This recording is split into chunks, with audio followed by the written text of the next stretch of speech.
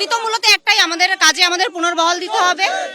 আমাদের যেই কাজ থেকে সরানো হয়েছে, যেই প্যানেল বাতিল করা হয়েছে, সেই কাজে পুনর্বহাল দিতে হবে। আপাতত আজকের দাবি, টিচাররা তো বেরিয়ে গেল, ওরা তো ডিসেম্বর পর্যন্ত একটা কনসেশন পেলো, আমাদেরও অন্তত কিছু একটা ব্যবস্থা করুক, আমাদের একটা কনসেশন দিক, আমরাও যাতে আগামীকাল থেকে আমরা যাতে স্কুলে যেতে পারি। শুধুমাত্র যোগ্য শিক্ষকরাই 31 ডিসেম্বর পর্যন্ত স্কুলে যাবে, কিন্তু শিক্ষাকর্মীরা যেতে পারবেন না। সেই শিক্ষাকর্মীরা তারা নিজেদের যোগ্য বলে দাবি করছেন, যে ছবিটা ক্যামেরা পার্সন সুবীর রায় দেখাচ্ছে, সেই শিক্ষাকর্মীরা একদম সরাসরি তৃণমূল ভবনের উদ্দেশ্যে একদম 5টার কাছ থেকে মিছিল করে তারা এসে পৌঁছেছেন।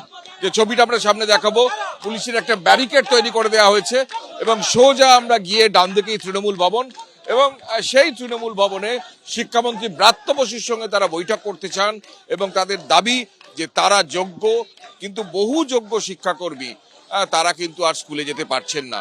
সুতরাং এই বিহিত সরকারকে করতে হবে এবং পর্ষদের যে আবেদনের ভিত্তিতে সুপ্রিম কোর্ট এই নির্দেশ দিয়েছে, সেই পর্ষদের কাছেও তারা জবাব দিয়ে চাইছেন।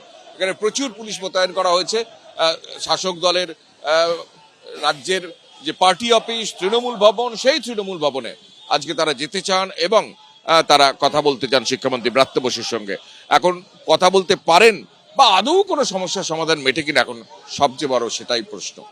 ক্যামেরায় সুবীর রায়ের সঙ্গে কৃষ্ণেন্দু অধিকারী, এবিপি আনন্দ, কলকাতা। কিন্তু আজকের যে ক্ষণ, যে মুহূর্ত, তার কিছুক্ষণের মধ্যে আমাদের সঙ্গে সরাসরি রয়েছেন আমাদের প্রতিনিধি অনির্বাণ বিশ্বাস। অনির্বাণ, সেই শুভ মুহূর্তের তো আর কিছুক্ষণ অপেক্ষা, কি খবর রয়েছে অন্দরমহলে? প্রথমে জানিয়ে রাখি যে প্রস্তুতি কিন্তু একেবারে সারা। রিঙ্কু মজুমদার আর কিছুক্ষণের পরেই হয়তো এই যে আবাসন যেখানে রয়েছেন দিলীপ ঘোষ, যেখানে তার ভিলা রয়েছে, সেখানে এসে পৌঁছবেন এবং তার পারিবারিকভাবে যে প্রস্তুতি, সেই প্রস্তুতি কিন্তু একেবারে সারা। একেবারে বলা যায় যে লোকচক্ষুর আড়ালে কিন্তু একেবারে ছিমছামভাবে একটা পারিবারিকভাবে কিন্তু একটা বিয়ে হবে এবং বৈদিক মতে, আইনি মতে কিন্তু বিয়েটি হবে। এবং দিলীপ ঘোষ যেমনটি আমাদেরকে জানিয়েছেন যে তিনি একদিনের শুধুমাত্র অবসর নিয়েছেন, কাল থেকে কিন্তু তিনি ফের আবার নিজের কাজে সক্রিয় হয়ে যাবেন।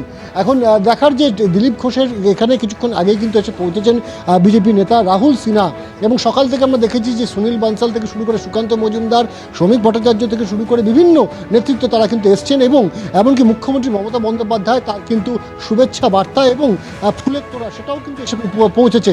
স্বাভাবিকভাবে এই যে খবর গতকাল থেকে চাউর হয়েছিল যে দিলীপ ঘোষ বিয়ে করতে চলেছেন, প্রথমে অনেকে বিশ্বাসই করতে চাননি, কিন্তু পরবর্তী সময়ে যখন বিষয়টি সত্যতা সামনে আসে, তখন থেকে কিন্তু একেবারে রাজ্য রাজনীতি চর্চার কেন্দ্রবিন্দুতে রয়েছেন দিলীপ ঘোষ এবং রিঙ্কু মজুমদার। এবং আজ সেই 4 হাত 1 হতে চলেছে। আর কিছুক্ষণের মধ্যেই গোধূলি লগ্নে বিয়ে হওয়ার কথা, বৈদিক মতে এবং একই সঙ্গে আইনি মতে। একদমই অনির্বাণ, আমাদের সেই দিকে নজর রয়েছে।